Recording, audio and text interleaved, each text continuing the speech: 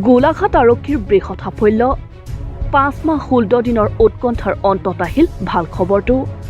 গোলাঘাট আৰক্ষীয়ে নলবাৰীৰ পৰা উদ্ধাৰ কৰিলে চুৰি হোৱা ঐতিহাসিক উগ্ৰতাৰা দেৱালয়ৰ 975 বছৰীয়া অষ্টধাতু বিগ্ৰহ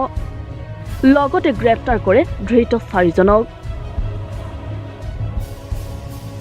গোপন সূত্ৰৰ পম খেদি গোলাঘাটৰ অতিৰিক্ত আৰক্ষী অধীক্ষক সুৰজিত সিং পানেশ্বৰৰ নেতৃত্বত যোৱা এটা আৰক্ষীৰ দলে নলবাৰীত অভিযান চলাই বিগ্ৰহটো উদ্ধাৰ কৰাৰ লগতে আদিল আলী ৰাহুল আলী সান হুছেইন আৰু মিন্টু ৰায়ক গ্ৰেপ্তাৰ কৰে এক সংবাদ মেলযোগে এই কথা সদৰি কৰিছে গোলাঘাট আৰক্ষীয়ে গোপন খবৰৰ ভিত্তিত চলোৱা এই অভিযানৰ সময়ত আৰক্ষীৰ দলটোৱে আদিল আলীৰ পুখুৰীৰ পৰা বিগ্ৰহটো উদ্ধাৰ কৰে এই ঘটনাৰ লগত জড়িত হৈ থকা আন দুজনক শীঘ্ৰে গ্ৰেপ্তাৰ কৰা হ'ব বুলি আৰক্ষীয়ে সদৰি কৰিছে ইতিমধ্যে উগ্ৰতাৰা দেৱালয়ৰ পূজাৰী আৰু পৰিচালনা সমিতিয়ে গোলাঘাটত আহি বিগ্ৰহ চিনাক্ত কৰিছে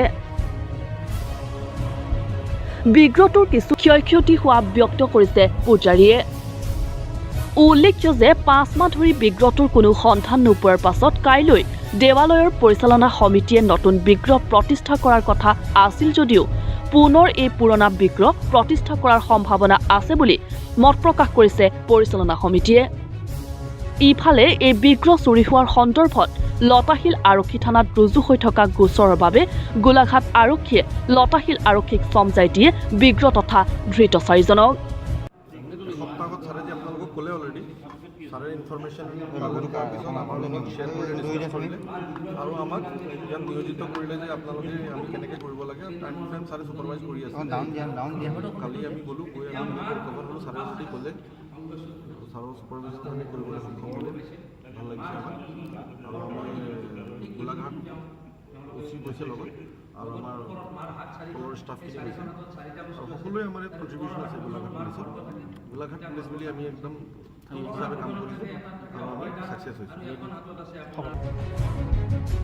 গোলাঘাটৰ পৰা Rajiv Karmakar reports Indian prime news Assam